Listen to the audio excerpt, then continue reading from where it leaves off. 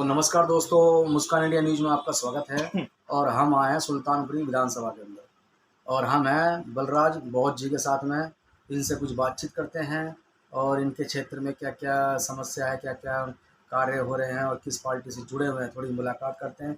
दिग्गज कार्यकर्ता समाज सेवी हैं, एक बार बातचीत करते हैं। तो बलराज जी नमस्कार। नमस्कार। मुस्कान इंडिया न्यूज़ में आपका स्वागत है। कृपया अपना परिचय बताइए, हमारे दर्शक आपको देख रहे हैं। साथी साहब, मेरा नाम बलराज बहुत है और मैं राष्ट्रीय मूल निवासी बहुजन कर्मचारी संघ, जो हमारा दिल्ली प्रदेश से मैं आता हूँ। जी जी। तो इस पार्टी में आपको जुड़े हुए कितने साल हो गए? सर, सबसे पहले तो मैं आपको ये बता दूं कि ये कोई पार्टी नहीं है जी। ये एक ट्रेड यूनियन है। और ट्रेड यूनियन का जो काम है आप अच्छे जानते हैं, मजदूरों के हित में आवाज़ उठाना। और मैं धन्यवाद करना चाहूँगा आपके टीवी चैनल का भी, क्योंकि आप लोगों की ही वजह से आज देश के अंदर मजदूर मजलूमों की आवाज़ उठती है, अन्यथा आवाज़ें दब जाती हैं।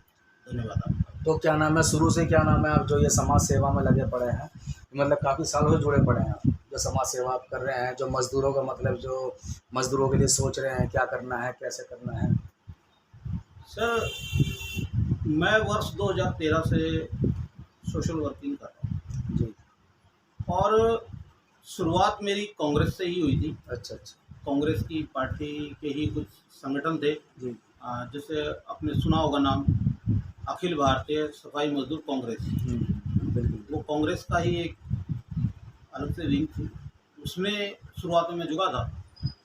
लेकिन मुझे ऐसा लगा कि जो मजदूरों की आवाज़ उठनी चाहिए वो उठ नहीं रही है। बिल्कुल। जी जी। कहीं ना कहीं फाउंडेशन है इनके ऊपर, जी। जितना प्रभाव डालना चाहिए मजदूर के लिए ये कर नहीं पा रहे हैं। जी जी। तो शायद पार्टी का दबाव होगा। तो ऐसा क्या कारण होगा जो मतलब ये मजदूर हमारे आजकल मजदूर भाई पीछे हैं और वो आवाज़ नहीं उठा पा रहे हैं, ऐसा क्या कारण? सर, सबसे बड़ा कारण तो यही है कि अभी जितनी भी ट्रेड यूनियन चल रही हैं जी वे ट्रेड यूनियन निष्पक्ष होकर के काम नहीं कर पा रही। जी जी। कारण कि उन्हें किसी ना किसी पार्टी ने अपना रखा है, जी जी। उन्हें संरक्षण दे रखा है। और वे जब चाहते हैं कि जी किसी मुद्दे को लेकर के हमें मजदूरों को रोक पर लाना है, तब वे पार्टी के लीडर्स रोक पे ले आते हैं। और जब उन्हें लगता है कि अभी ज़रूरत नहीं है इन लोगों की, अभी अपनी पार्टी की कोई बात नहीं रखनी है, तो वो नहीं लेके आते। और यही कारण है कि पूरे भारत भर में मजदूरों का शोषण हो रहा है। जैसे आप देखना चाहोगे,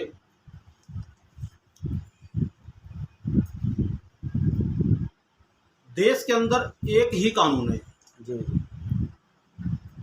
मान लीजिए किसी व्यक्ति ने मर्डर कर दिया तो उसकी सजा क्या होनी चाहिए? 302 के तहत उम्र कैद या फांसी। ज़्यादा जघन्य अपराध हुआ, ज़्यादा जघन्य तरीके से हुआ तो उसे सजाए मौत। लेकिन एक नॉर्मल इंसिडेंट के तहत हो गया, घरेलू हिंसा के कारण या आपसी मतभेद के कारण हो गया, तो उसे उम्र कैद की सजा। मतलब सजाए तो है उसे। लेकिन यहाँ क्या हो रहा है, एक हांडी में दो पेट वाले काम हो रहे हैं। सजा के नाम पर तो सजा पूरी है, उम्र कैद या मौत की सजा, लेकिन जब देने का नंबर आता है तब वो नहीं है। हाँ, वो टल जाती किसी ना किसी कारण से। वो देखिए, मान लीजिए किसी कर्मचारी को डिपार्टमेंट ने लगा लिया, हायर कर लिया, उसको लगा लिया, तो जैसे ही उसको अपॉइंटमेंट लेटर मिलता है 240 अटेंडेंस के आधार पर उसको परमानेंट कर दिया जाता है। लेकिन आपको सुन के बड़ा ताज्जुब होगा कि दिल्ली राजधानी के अंदर भी आज की डेट में 20-20 साल से कर्मचारी कच्चा बैठा हुआ है। कच्चा। और ऐसा एक दो कर्मचारी नहीं है कि चलो जी किसी गलती से रह गया होगा, हजारों कर्मचारी हैं। और आवाज़ उठाने के लिए बहुत सारी ट्रेड यूनियन है, लेकिन कब उठाते हैं आवाज़? जब उनके आका उन्हें आदेश करते हैं कि आज आप लोग रोड पर आ जाओ, तब आ जाते हैं, वरना बैठे रहते हैं। जैसे मैंने पहले आपको शुरू में बताया था कि मैं कांग्रेस की ही एक विंग से जुड़ करके चला था और मैंने उसे छोड़ा है, सिर्फ इसीलिए छोड़ा क्योंकि जिस टाइम पर मुद्दे को उठाना चाहिए उस टाइम पर नहीं उठाते, उस जगह में। जहाँ तक लेके जाना चाहिए वहाँ तक नहीं लेके जाते। सिर्फ अपनी राजनीतिक लालसा के कारण वो लोग जो है बीच मझधार में मजदूरों को छोड़ देते हैं। हमारे युवा नशे की तरफ जा रहे हैं, उनके लिए क्या कहना चाहेंगे आप? सर बड़ा गंभीर सवाल आपने मुझसे पूछा। देखिए, आज का जो मुख्यमंत्री दिल्ली में बैठा हुए हैं माननीय अरविंद केजरीवाल जी, एक तरफ तो वो कहते हैं पंजाब में जा कर के कि मैं पंजाब में दारू नहीं बिकने दूंगा, और दिल्ली के घर गलियों में दारू बिक रही है जो होती नहीं है, तो नशा क्यों ना फैलेगा, क्यों ना बढ़ेगा। जी। और आपको सुन के बड़ा ताज्जुब होगा, पोस एरिया में सांसी की दुकान नहीं मिलेगी, है ना, जी। लेकिन जैसे ही हमारे जे क्लस्टर में आप आते हो, हर गली नहीं तो तीसरी गली में तो जरूर आपको एक, कारण क्या रहा? क्या रोजगार नहीं है क्या? हाँ, रोजगार नहीं है। अगर लोग होश में रहेंगे तो रोजगार मांगेंगे, इसलिए इन्हें इतना मदहोश कर दो कि ये सुबह उठ करके सिर्फ जो है ना अपनी बोतल की और मुर्गे की चिंता करें।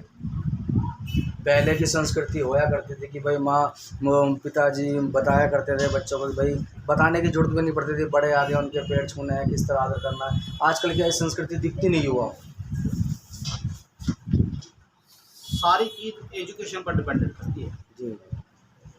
जैसे शिक्षा हम अपने बच्चों को देंगे वैसा ही आगे रूटीन में चलते रहेगा। हम बच्चों को राम राम करने की बजाय जय श्री राम करवाने लग जाएं जी।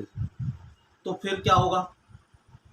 जय श्री राम बोलते समय भी आप एक बार फील करो, अंदर से आपको लगेगा कि आपने युद्ध का आघोष कर दिया है ना। मैं राम राम के खिलाफ थोड़ी ना हूँ, राम राम बोलो। हमारी जो संस्कृति है उसमें बोला जाता है जय सिया राम, कितना प्यारा शब्द है ना। सीता माता का नाम भी ले दिया, राम जी का नाम भी ले दिया, और सामने वाले को लगा भी कि मुझे इसने अभिनंदन किया है। लेकिन जैसे ही आपने जय श्री राम बोला, आज की युवा पीढ़ी क्या कर रही है, वो जय श्री राम ही बोल रही है। और जैसे ही जय श्री राम बोलते हैं, सामने वाले को ऐसा लगता है कि शायद कहीं वार छिड़ गई है। क्योंकि ये जो शब्द है जय श्री राम, ये उस समय जिस समय ये ऐसा रहा होगा, मैं ये नहीं कह रहा कि रहा है, रहा होगा, क्योंकि सुप्रीम कोर्ट ने ये लिख के दिया है, सुप्रीम कोर्ट का ये बयान है, सुप्रीम कोर्ट की जजमेंट है कि रामायण एक काल्पनिक कथा है ना, मनोरंजन के तौर पर। ऐसा मैं नहीं कह रहा हूँ, सुप्रीम कोर्ट कह रहा है। लेकिन आज हमारे लोग क्या कर रहे हैं, धड़ाधड़ जय श्री राम जैसे ही मुंह से निकलता है ना, तो ऐसा लगता है कि शायद कहीं लड़ाई होने जा रही है। चलो तो देखो, संस्कृत तो यहीं आके डूब गई ना। हम कैसे अपने बच्चों को ये बताएं कि आपको जय श्री राम नहीं बल्कि जय सिया राम बोलना है। जय सिया राम। जब हम जय सिया राम बोलेंगे लोगों को, तो सामने वाले को लगेगा मुझे नमस्ते किया है इसने, मुझे प्रणाम किया है, तो वो क्या बोलेगा जय सिया राम बोलते के साथ में, जीता रहो, तथास्तु, कल्याण हो। लेकिन जैसे जय श्री राम बोला तो भी सोचेगा अरे डंडा उठाओ यार, शायद कहीं लगाई हुई है ना। तो संस्कृति कहाँ बची? संस्कृति बचाने की जो जिम्मेवारी है वो हमारे फैमिली के जो बड़े लोग हैं, जो हमारे सरगना हैं, उन लोगों की है, हमारी भी है, हम भी उसके जिम्मेवार हैं। ऐसा नहीं कि हम जिम्मेवार नहीं, हम भी जिम्मेवार हैं। हमें अपनी जिम्मेवारी समझनी चाहिए। हम अपने बच्चों को ये क्यों नहीं कहते कि भैया आपको जय श्री राम की बजाय जय सिया राम बोलना है। अब इसमें हाल ही की क्या नाम है, कल हमारे बाबा साहब का जन्म दिवस था, उनके विचार में आप क्या कहना चाहते हैं उनके विषय में, जो उन्होंने काफ़ी संघर्ष करा और क्या नाम है काफ़ी पढ़ाइयाँ करी, काफ़ी शिक्षित थे वो, उनके विचार में क्या कहना चाहते हैं उनके विषय में? बाबा साहब के लिए तो शब्द ही नहीं मिल पाएंगे बोलने के लिए, लेकिन मैं प्रयास करता हूँ कुछ जो बन सके। बाबा साहब विश्व के सबसे बड़े बुद्धिमान व्यक्ति थे। उनके पास ज्ञान का भंडार था और संघर्षशील व्यक्ति था। पैदा होने के 5 साल बाद से ही और मृत जब पूर्ण परिनिर्माण हुआ उस टाइम तक उन्होंने संघर्ष किया। ऐसा संघर्षशील व्यक्ति इस पृथ्वी पर शायद ही कोई हुआ होगा। 5 साल की उम्र में जब उनको स्कूल में भेजा गया तब से संघर्ष शुरू हो गया था। बाकी के बच्चे स्कूल के अंदर बैठते लेकिन बाबा साहब क्लास के बाहर बैठते, लेकिन उन्होंने हिम्मत नहीं हारी। वो उस टाइम भी लगे कि नहीं, मुझे एजुकेशन चाहिए, मुझे पढ़ाई चाहिए, मुझे शिक्षा चाहिए। और एक ऐसा भी दौर आया जब उनकी शादी होने के बाद में ऐसा भी दौर आया कि बच्चे बीमार थे, 4-4 बच्चों की उन्होंने कुर्बानी दे दी, लेकिन बहुजनों के मूवमेंट को नहीं छोड़ा। बहुजनों को न्याय दिलाने के लिए उन्होंने कोई कसर नहीं रखी, बल्कि मैं तो यहाँ तक कहूँगा उन्होंने किसी के साथ भेदभाव किया ही नहीं। कभी उन्होंने किसी के साथ भेदभाव नहीं किया। संविधान में उन्होंने सबको बराबर का हिस्सा दिया है। जो आरक्षण के विरोधी लोग हैं वो समझ नहीं पा रहे हैं, या समझ करके अनसमझ हो रहे हैं। देखो, आरक्षण की बहुत सारे लोग कटाक्ष करते हैं कि आरक्षण नहीं होना चाहिए। आरक्षण जातीय उत्पीड़न आधार पर मिला है, ना के आर्थिक आधार पर। हमारा उत्पीड़न जो हो रहा है, बहुजनों का जो उत्पीड़न हो रहा है, उन पर अत्याचार जो हो रहे हैं, वो जातीय आधार पर हो रहा है। जो लोग साधन संपन्न हैं उनके साथ कोई करके दिखाए, उनके साथ नहीं होगा। क्यों? क्योंकि वो साधन संपन्न लोग हैं। दिल्ली के अंदर नहीं हो सकता। क्यों? क्योंकि यहाँ दिल्ली के लोग साधन संपन्न हैं, यहाँ मेजॉरिटी में रहते हैं लोग बाग, इसलिए नहीं होगा। लेकिन जैसे ही आप दिल्ली क्रॉस कर जाते हैं, यूपी में चले जाते हैं, आपने देखा होगा अभी हाथरस कांड सुना था शायद आप लोगों ने। हाथरस में एक बेटी को रात को जला भी दिया, मतलब सबूत भी मिटा दिए प्रशासन ने।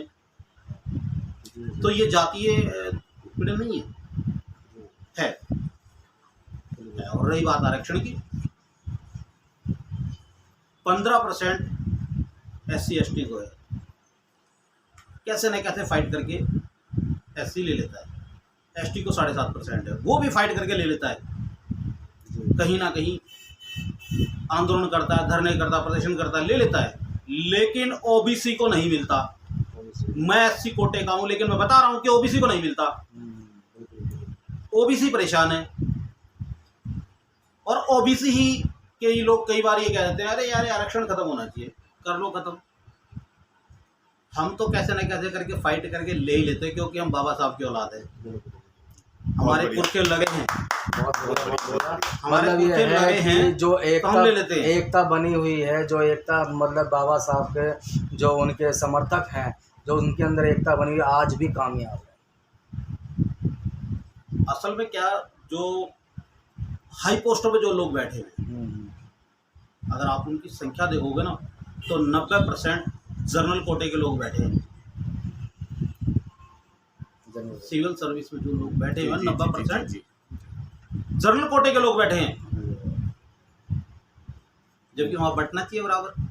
15% हम लोगों को, SC कोटे को, 7-8% ST कोटे को। ये अगर 27% लिखा हुआ है तो 27% तो दो उनको। हक तो इनका ज़्यादा का बनता है। जातिगत जनगणना कराओ और उनको दो। लेकिन आप जातिगत जनगणना नहीं करा रहे 1932 के बाद में, तो कम से कम अब तो दो, 27% तो दे दो, जो आप लोगों ने तय कर रखा है 1932 में, जो तय कर लिया था कि 27% बनता है। चलो 27 ही दे दो। 27% भी नहीं है सर, यदि वो 27% भी देते हैं तो बहुत सारे OBC के लोग साधन संपन्न हो जाएंगे। और अगर सभी लोग साधन संपन्न हो जाएंगे तो देश की तरक्की हो जाएगी। कह देने भर से देश की तरक्की नहीं होती है। देश की तरक्की कराने के लिए लोगों को एकमत होना पड़ता है कि सबको बराबर लेके चलना है। जैसा कि संविधान में लिखा है, समता, समानता, स्वतंत्रता, बंधुता, न्याय पर आधारित है हमारा संविधान। कहाँ हो रहा है?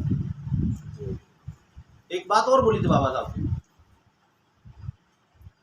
संविधान किसी भी देश का किसी ने भी लिखा हो, कितना भी अच्छा लिखा हो, यदि उसे चलाने वाले, उसे रूलर अच्छे लोग नहीं होंगे, कभी सक्सेस नहीं हो सकता। कभी सक्सेस। और ये जो बात है ना, ये भारत देश में ही लागू हो रही है। जहाँ जिस व्यक्ति ने लिखा वही लागू हो रही है। तो मैं इस पे एक बात कहना चाहता हूँ, जैसे कि जो आजकल की जो बहन बेटी हैं और जो महिलाएं कुछ ऐसी हैं, मतलब कि काफ़ी जो उनके घर के अंदर जो मतलब कदम से कदम बराबर बढ़ के चलती हैं और बाहर भी क्या नाम उन्होंने नाम कमा रखा है और कंधे से कंधे बढ़ा के चलती हैं, उनके लिए क्या कहना चाहते हैं? तो सर देखिए, इसमें मैं बाबा साहब का योगदान हाँ बिल्कुल बोलना चाहूँगा। बिल्कुल। हिंदू कोड बिल जब लेकर के आए बाबा साहब, तो नेहरू जी ने उसका विरोध किया, लेकिन धीरे धीरे करके उसको लागू किया। पर बाबा साहब ने वो लिख ही दिया था कि ये चीज़ें होनी चाहिए, और हिंदू कोड बिल के तहत ही नारी को समानता का अधिकार मिला, नारी को पढ़ने का अधिकार मिला। और जब वे पढ़ लिख करके आगे बढ़ रही हैं, मैं उनको धन्यवाद करता हूँ कि चलो उन्होंने बाबा साहब को नहीं पूजा, नहीं अपने दिमाग में बिठाया, पर कम से कम उसका फ़ायदा तो ले रही हैं। ऐसा नहीं हो सकता कि उन्हें कभी भी इस बात का एहसास ना होगा। इस पीढ़ी को नहीं तो उस पीढ़ी को, आने वाली पीढ़ी को, जब वे पढ़ेंगे ना संविधान को, जब वो पढ़ेंगे तब उन्हें पता लगेगा कि हाँ सच में हमारे लिए काम किया गया। बल्कि मैं तो कहता हूँ स्कूलों में जो है लागू कर देना चाहिए। 8वीं क्लास से लेकर और 12वीं क्लास तक बच्चों को संविधान पढ़ाना चाहिए।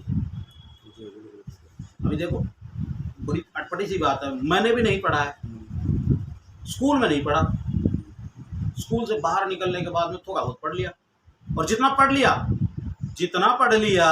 उसी के दम पर आप लोगों के बीच में जी मतलब मैंने अगर एक पन्ना भी अगर पढ़ा है तो एक पन्ने से मैं यहाँ खड़ा हूँ। सोचो अगर पूरा संविधान पढ़ लिया तो कहाँ होता, सही है है ना।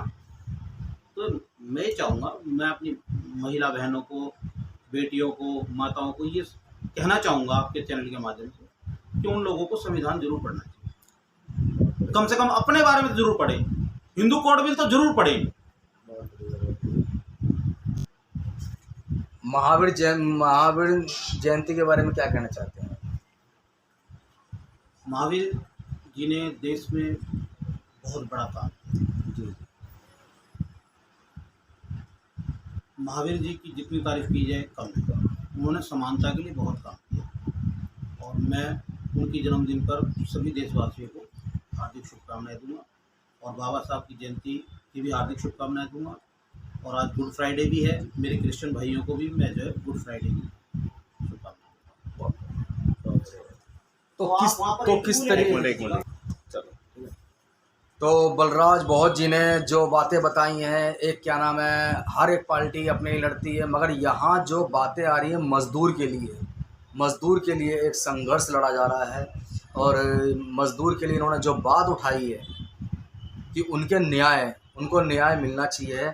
जिस तरीके से वो मज़दूरी करते हैं उनको इंसाफ नहीं मिलता, उस तरीके से इन्होंने अपने दिल की बात बताई है, और उसी संघर्ष में ये लगे हुए हैं। और इनके साथी भी कई लोग जुड़े हुए हैं, इनकी टीम है, और काफ़ी अच्छी बात है। और बाबा साहब की जो इन्होंने बात बताई है, जो हमारे बाबा साहब संविधान क्या नाम है लिख के गए हैं, और जिस तरह संघर्ष में बाबा साहब जी खड़े हुए थे, आज इन्होंने वही बात अपने ऊपर दोहराते हुए कहा है कि भाई मज़दूरों को इंसाफ मिलना चाहिए। तो इस तरीके से मुस्कान इंडिया न्यूज़ में आपका स्वागत है, और मैं सज्जन श्रीवास्तव। अगली बार फिर मुलाकात होगी, मेरे साथ कैमरामैन विक्की।